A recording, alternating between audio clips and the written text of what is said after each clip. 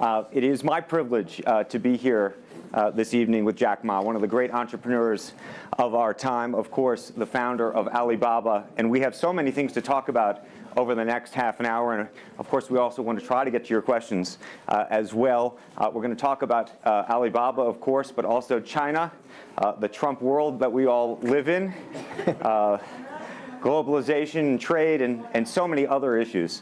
But first of all, thank you, for joining us. Yeah.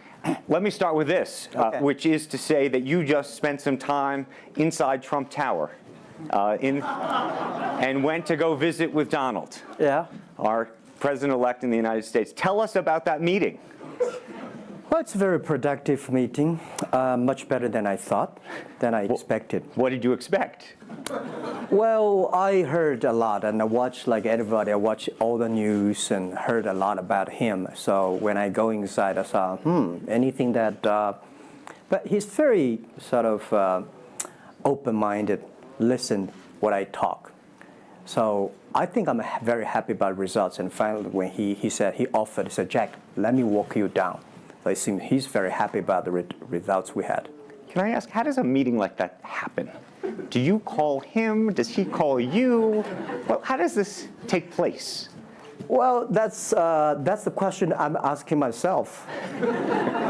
Because someday I got some requests from people say, Jack, do you want a meeting the president-elect? I say, is that true or not? Because I'm not ready for that. Because I don't know what to talk about. And then a few days later, I got another request. I got several requests, and then I saw one email with a friend, and it's very sort of specific. I thought about it. I think, yes, maybe I should go and have a talk.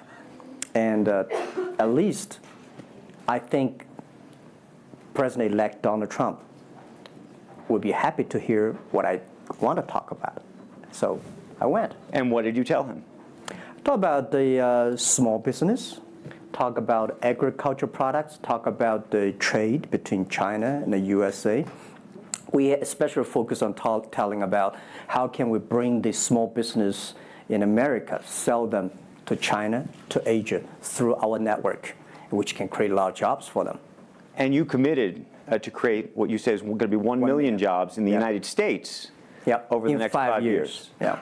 Now, that's not a million jobs that Alibaba itself, but you're not hiring 1 million people. No, we totally, Alibaba employee put together is like 45,000 people. We cannot hire 1 million. I cannot imagine I can manage 1 million people. Explain to us how you think about the U.S.-China relationship, given some of the comments that Donald Trump has made about China being a currency manipulator. Did that come up during your meeting? Well, I think first, in America, there's a freedom of speech, right? So he can say whatever he wants, and I respect, I understand. But of course, I have my views. We did not debate about the China-U.S. trade or manipulation. We did not debate. We did not talk. We agreed on something. Small business, developing the Midwest America, helping the farmers there, small business there, to exporting to China. So we all agreed. But something that we did not discuss about the American the job losing to China, Mexico, and this. Can I share with you my ideas? Please. Yeah.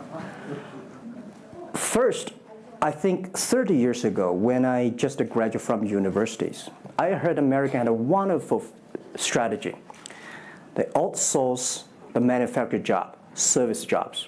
They outsource the manufacturer to Mexico and China, outsource the service job to India. There's a book called The World is Flat. Tom Friedman, colleague at the New York Times. And I think it's a perfect strategy. You know, that the Americans said, we just want to control the IP, we just want technology, we just want the brand, and leave the lower-end jobs for the world. Great strategy. And second is that the American international companies made millions and millions of dollars from globalization. The top 100 companies in America. Amazing. I remember when I graduated from university, I tried to buy a beeper, the Motorola beeper. Cost me $250. My pay at that time is $10 a month. as a teacher. And the cost of making that beeper is only $8 for a chip. Right. So past 30 years, IBM, Cisco, Microsoft, they made tons of money. The profit they made are much more than the 4 largest banks in China put together, the China Mobile Phone, China Unicom, and whatever you name it, put together. Still, these multinational companies made more money than. So their market cap grew more than 100 times in the past 30 years. But where'd the money go? This is what I'm curious, because as a business people, I always care about the balance sheet. Where's the money coming? Where'd the money go? Past 30 years, the American had 13 wars, spending $14.2 trillion. The money going there. What if they spend a part of that money on building up the infrastructure, helping the white collars and the blue collars? No matter how strategy good it is, you're supposed to spend money on your own people, right? Not everybody can pass Harvard. Like me, they're not good at education, right? We should spend money on those people who are not good at schooling. And the other money, which I'm curious about, is that when I was young, I heard America is about Ford and Boeing, those big manufacturing companies. Last 10, 20 years, I heard about is Silicon Valley and Wall Street. The money go to the Wall Street. And what happened? Year 2008. The financial crisis wiped out $19.2 trillion USA alone. They wiped out all the white collars and destroyed 34 million jobs globally. So what if the money is not Wall Street? What if the money spent on the Middle East, Middle West of the United States, developing the industry there? That could be changed a lot. So it's not the other countries steal jobs from you guys. It is your strategy. Okay, but you do not distribute the money and things in a proper way. This is what I. And now we're having a backlash. And that backlash is a rebuke of globalization. And so much of the conversation, frankly, that we have here, and that backlash is happening in the United States. But I will say President Xi was here yesterday. You had lunch with him. And he was quoting Abraham Lincoln. What did you make of that? Well, I would say that globalization is a great stuff. It's the USA, it's developed countries to teach us how to do globalization. I remember 2002 or 1 before China joined the WTO, everybody in China was worried. Me, I was worried. Because what if all the international products come to China, destroy our industry, and we have to lose a job? So convince China, after 20 years, then you guys are say, this is a terrible thing. I believe globalization is good, but globalization needs to be improved. This is Donald Trump, President-elect, want to solve it, the problems. That globalization, I think, should be inclusive globalization. In the past 30 years, the globalization was controlled by 60,000 big companies. 100 years ago, globalization was controlled by several kings and emperors. What if next 30 years we can support 6 million business doing business across the board? What if in next 30 years we can help support 20 million small business can do business across the board? So this is something which I believe globalization should be inclusive. And do you think that the words of President Xi will happen in reality, which is to say that China has largely acted on its own behalf for many, many years, and now is effectively saying that the U.S. needs to continue acting on everybody else's behalf? Yeah, I think, the world needs some, Mr. Xi yesterday said, it's a wonderful time, it's a bad time, or the worst time. The world needs a new leadership, but the new leadership is about working together. This is what I understand. We do not necessarily need one specific leader to teach us what to do, what not to do. But the world have to partner together. This is what I think. And I think as a Chinese, as a business people, I feel proud for what President Xi said yesterday. As a business person, I want the world to share the prosperity together, to join the force together. As a Chinese, I'm happy about what he committed. Yesterday he said, he speaks like us, takes the responsibility of the second largest economy. As the China's second largest economy, he has to take some responsibility. This is the first time I heard a Chinese leader make number commitment. He said, next 10 years, we are going to import $8 trillion US. This make me feel excited because China is transforming from exporting to importing. If there's a concrete number, if we can fulfill it, this is going to be huge change to the China and to the world. But don't you think that it's easier today for China to be interested in globalization because of the benefits that can accrue to China because you're continuing to develop than it is for countries that are, quote unquote, developed? Well, first, the WTO rule is not designed by China. It's not made by China. I will say there's something that I want to change. The WTO is designed, a lot of rules designed for big companies in the past 30 years, and only big companies can do it. And China definitely benefit a lot from opening. I think China should learn one thing, that we grow in the past 30 years, it's because we open to the world. If we continue to open to the world... Not fully. Okay. American business that wants to effectively go into business in China has a very difficult time, has to partner effectively with a company that's there already. This is why I said China has problems too. The world has problems.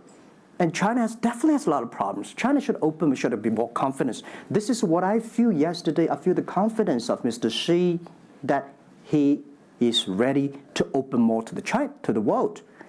This is what I suggest, that we should solve the problem by business community, right, by negotiation. WTO, China joined WTO for like 20 years or 70 years. I don't know the number, but the past years, that I think we as a business, we as a country, we as the world, we have to review something. Right. But not because unbalanced things, we stop it. You've been calling for something called EWTP. Yeah. What is that? This is what I would talk about, is that the WTO was great, but they mainly designed for developed countries, big companies. There's no opportunity for small business.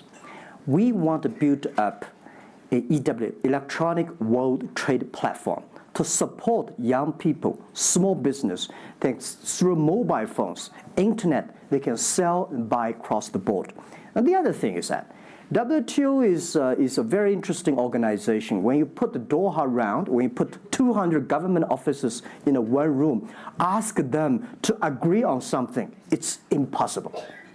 I can never imagine that they can agree on something together.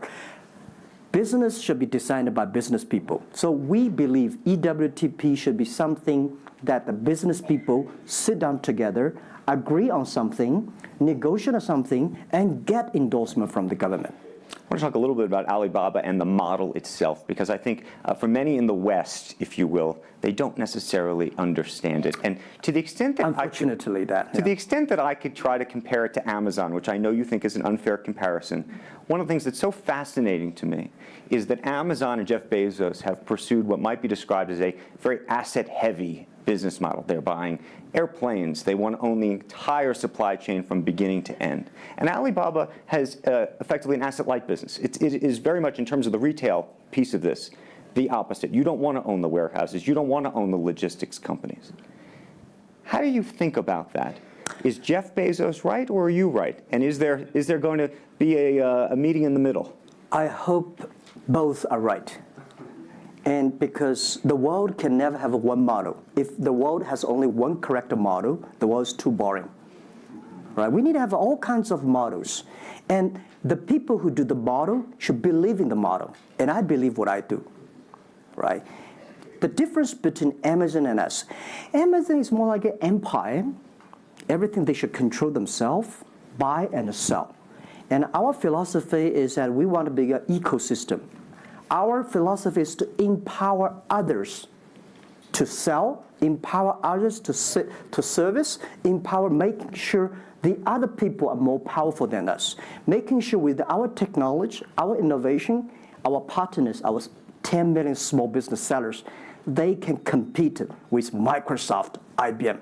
Our philosophy is that we think using internet technology, we can make every company become Amazon.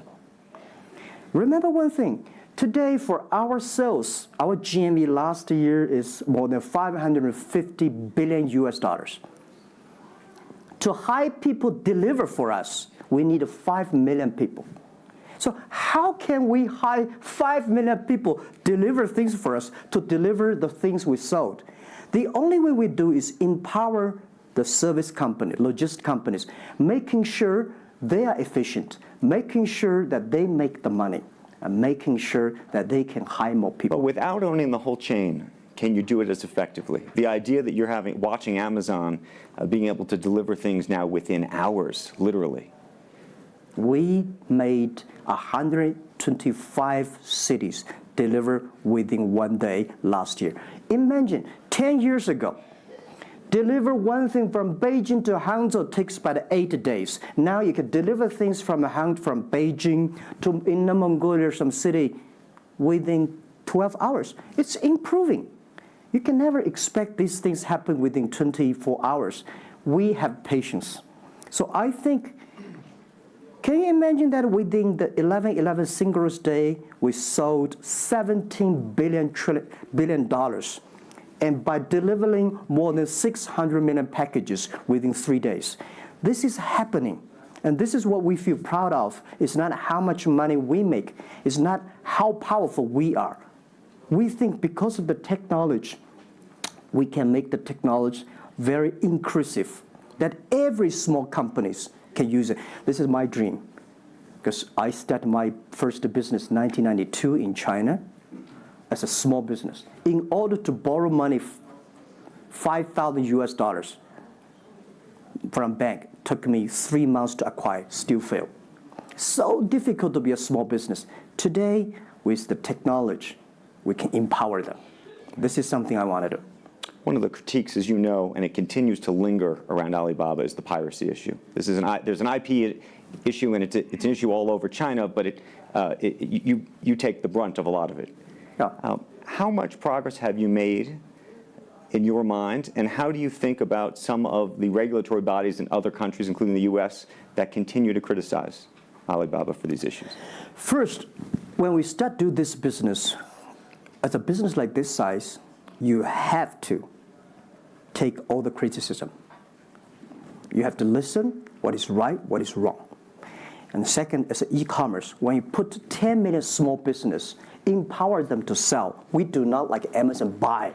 We cannot check. Even when you buy $55 trillion or $550 billion, you cannot check every product. So the model itself and the e-commerce itself may have a lot of these flaws. And third, I would say in the past 17 years, we are the leader of this anti-privacy issues, the IP, protect the IP. But the second, we are internet companies. We do not have the law enforcement. We find this guy is selling cheap, fake products. We delete them. We cannot arrest them. But we have huge progress. Last year alone, we put 400 people into jails. We deleted 370 million fake products listing on our site. I would say we are the leaders, and we are using the big data to check who's buying, who's manufacturing, who's selling, what is the address. So now I'm happy about the whole world, especially China, all the government organization, start to realize the issues. So I would tell you, good thing is that today, when you go to those criminal group, which I call them criminals, those fake products manufacturers, sellers. You've praised the quality, though, of some of these. I would talk about it later, right?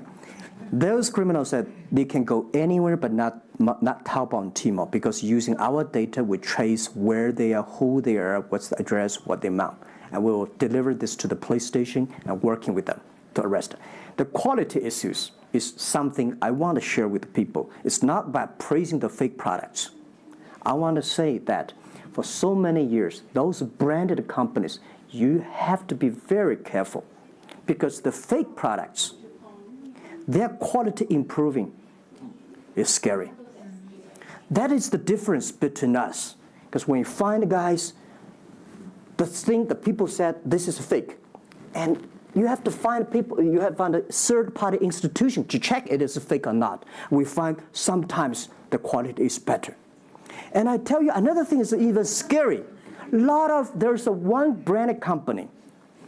He said, we are selling fake products. We check everything. There's nothing wrong. So we say, what is wrong? So we buy the products from his flag shop and deliver to them. They say, it's a fake. You know what I'm saying? Yep. We buy things from the flag shop of this brand and deliver back. It's the fake products, they say. So it's a bit confusing. Right. This is fighting against the fake products. It's the war against the human greediness. It's not easy. You cannot finish it, but you have to continue to fight. And I want to say we put 2,000 people, 1 billion RMB every year fighting against that. It can never finish the war within 2 years. But I'm happy.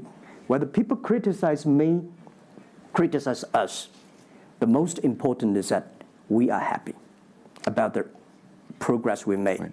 But if people praise me, so, when people say, Jack, you're wonderful, I know I'm not wonderful, right? Oh, Alibaba's great. We are not great. We are just a 17-year-old company. But when people say, you're doing nothing, no, we're doing a lot of things. But you don't have to argue. You don't have to debate. You do what you believe.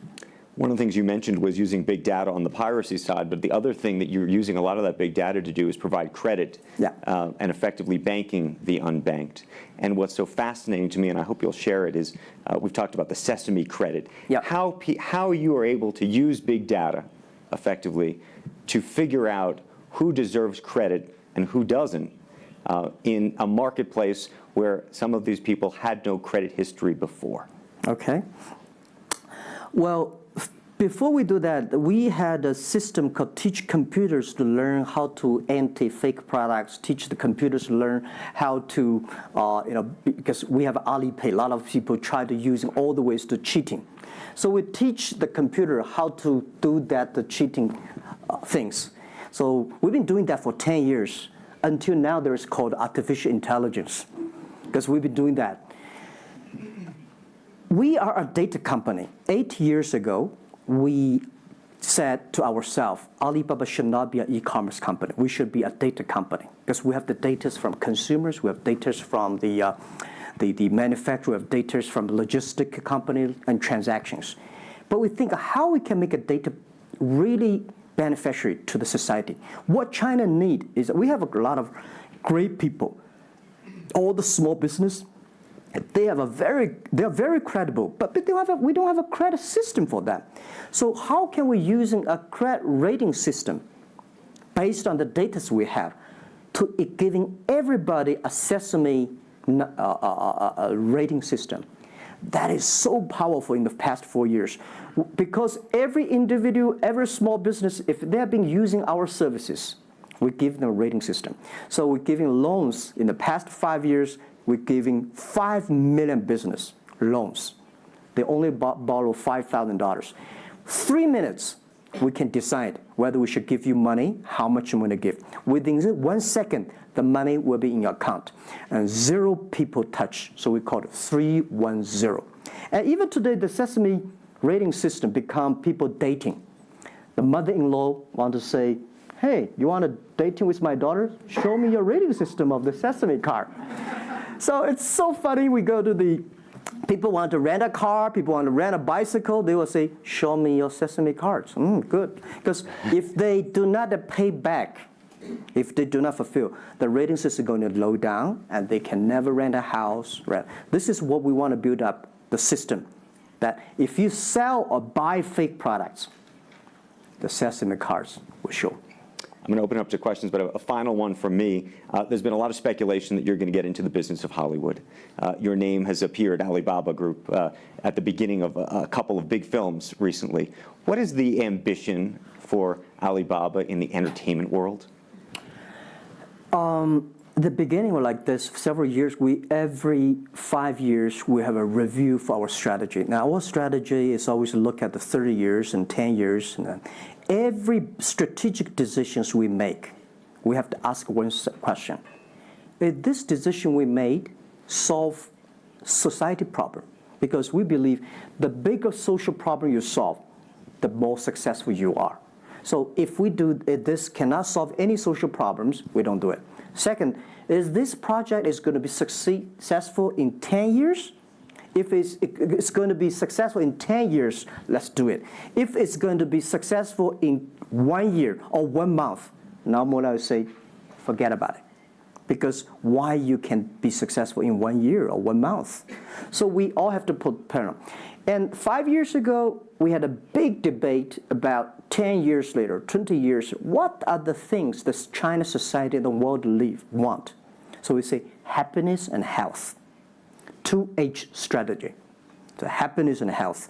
We believe Hollywood, the movie industry, bring people happy. Because today, nobody's happy. Rich people not happy, poor people not happy, At least when I watch a movie, I feel happy about it, right? So I think we should partner with the Hollywood, especially like a lot of, we have a different way of living. In China, the movie, we have a lot of heroes. But China movies, heroes always dead. The American movie hero never die. If all the heroes die, who want to be the hero? So my movie, I want to make the hero live. Right, so this is, I think we should learn a lot. And it's only about 2 years, so we have another 8 years to go. I want to make our company that it's not e-commerce. It's something that giving people inspirations. Giving people, because I learn a lot. For example, I always say that my favorite movie, Forrest Gump. Life's tough. This is I learned, and that inspired me.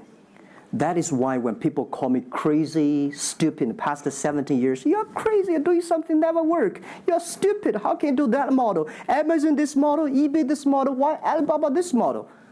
I told myself, Forrest Gump said, go ahead. Never care about what the other people. And the other thing, Forrest Gump said, nobody make money out of the catching whales. People make money by catching shrimps. So we serve small business. Fair enough. Jack Ma, we should probably end it there because we're going to run out of time, but I thank you. Thank you so much for the conversation. I promised we'd sneak in a question or two, and we literally have 2 minutes, and they're going to get upset with me. If you have a question, and we're going to, I got to beg you to do it within literally, a second. So go for it right there. Okay, I'm not going to say that China and US is going to have a trade war, but if the Trump administration gets tougher on China in terms of trade agreement, is that going to hurt Alibaba? Well, I don't think so. I think China and the U.S. should never have a trade war. We'll never have a trade war. And I think we should give President-elect Donald Trump some time. And he's open-minded. He's listening. And I think the war, it's so easy to launch a war. But it's so difficult, almost impossible sometimes to terminate a war. Iraq war, Afghanistan war, is that finished? No. Trade war. I believe one thing. When trade stops, the war starts. Trade is something that people start to communicate. Trade is something people exchange culture and value. And I will be happy if China and USA agree on something and Alibaba business model destroyed. I would destroy Alibaba model by stopping the war between. Because how can you imagine the first largest economy of the world, second largest economy of the world, have a trade war? It's going to be a disaster for two countries and for the world. If anybody can do something to stop it, do anything to stop it. Did you have a reaction to Trump and the situation with Taiwan and how he's thinking about that? Well, Taiwan, I think this is not something about government. This is not something about business. This is something about people. If the Taiwan issue is the population, if you do Taiwan issue, it's like against 1.4 billion people. So this is another issue. So we're talking about trade, we're not talking about Taiwan. Very politic. Let's take one final question if we can. I think we can steal one more in. Yes, sir, right there. I'm not a politician. I try to This speak is like me, this. a credit store. How do you assure you are not messing up with people's life and you are not dictating the whole, credit kingdom or the system? Because now you are the decision makers, you are the rule makers. Okay. First, I'm not sure. People say, oh, this is uncertain world. Every day is uncertain. The only certain day was yesterday. I'm not sure about that in the future I will dictate, I will be stupid.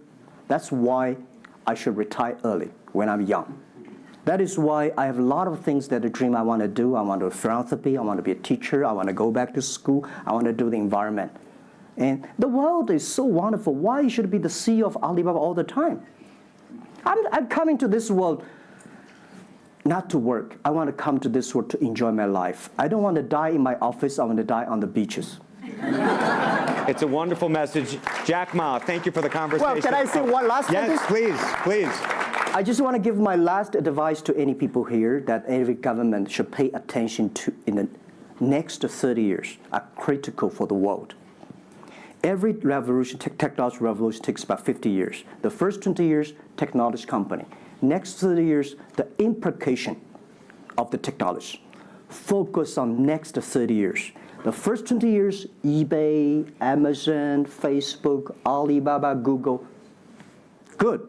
The most important is that make the technology inclusive, make the world change. This is 30 years. Next, pay attention to those people who are 30 years old, because those are internet generation. They will change the world. They are the builder of the world. Third, that let's pay attention to the company who have fewer than 30 employees. So 30 years and 30 years old and 30 employees. That can make the world much better. Jack Ma, thank you very, very much. Thank you. Thank you. Thank you. Good. Thank you. Thank you.